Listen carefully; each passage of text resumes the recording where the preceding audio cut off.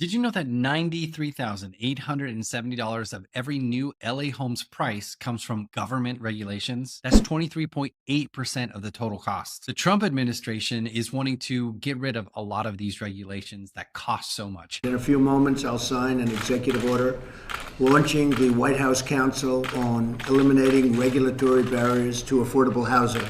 But cutting these might not lower the prices as much as you'd expect. Today, we're going to discuss the Trump housing policy and how it's going to affect homeowners in Los Angeles and home buyers here in the LA area. Just to give you a little context, in Los Angeles right now, Redfin is reporting that the median sales price is $1,069,000, which is up 12% a year from a year ago. And the interest rates are finally starting to come down at 6.6%, which is still nearly double what it was 2 years ago. Affordability is a major issue here in Los Angeles, and this is really exciting if the Trump administration can actually lower these prices. Let's go over some of the policies that they're expecting. The first section is federal lands and regulation. First, Trump wants to open 650 million acres of federal land for housing, which sounds great, right? But 72% of California's federal land is actually rural. Think the Mojave Desert, not downtown Los Angeles. Even if builders jump on this, the infrastructure costs in places like Victorville could keep prices high. Permits and impact fees alone add $20,000 to every new home's price, which makes me wonder, would you actually buy a property in the desert for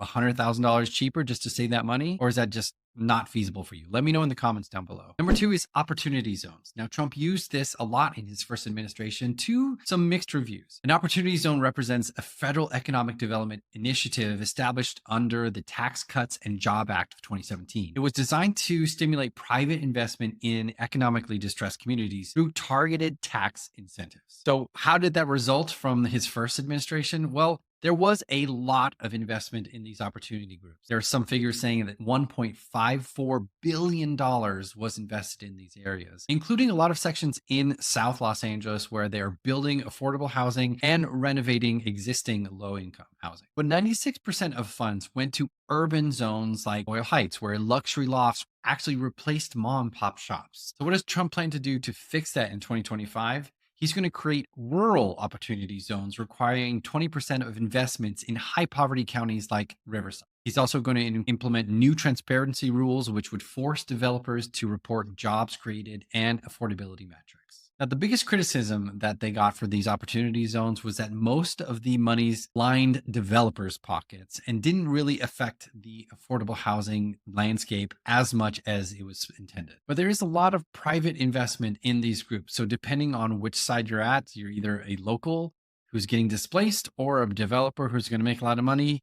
It's a really mixed bag here. Number three is tariffs and construction costs. Now, it's the date of this filming. Tariffs were implemented in China, Mexico, and Canada, and then they were removed, and then they were added and expanded. I'm not really sure if this is going to happen or not, but his proposal for 60% tariffs on Chinese goods could make a big impact, because 43% of Los Angeles building materials are imported. Steel, wiring, you name it. The National Association of Realtors warns tariffs could add $25,000 to a new home's cost. And just for context, lumber tariffs under Joe Biden added $7,640 in permit fees alone. Builders are saying that this could delay projects by 6 to 12 months if this actually gets implemented. Which brings me to my fourth section, which is immigration and labor. Stricter immigration policies. 30% of Los Angeles construction workers are immigrants. Many of them are undocumented. Fewer workers means slower building and higher costs. Labor expenses already spiked 18% after COVID. So the bottom line is there are not going to be enough workers in order to build all these houses, which is going to cause further delays. Here is your big takeaway. If you're a buyer, you need to start locking in your rates now, because economists are not expecting that interest rates are going to go below 6.5% by the end of the year. So they're going to stay